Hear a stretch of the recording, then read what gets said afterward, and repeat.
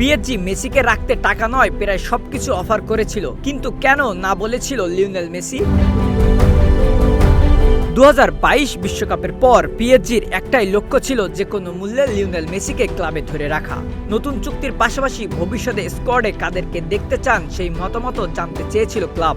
Sporting director Luis ক্যাম্পোসের দাবি, ক্লাবের পক্ষ থেকে কোনো ঘাটতি ছিল না, তবুও মেসি থেকে চাননি।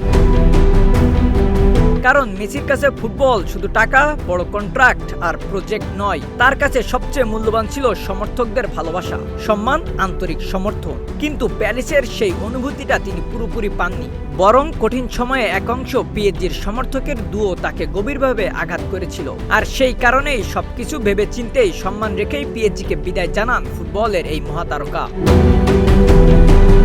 কখনো কখনো একজন কিংবদন্তিকে ধরে রাখে না কোটি টাকা চুক্তি, ধরে রাখে শুধু মানুষের ভালোবাসা।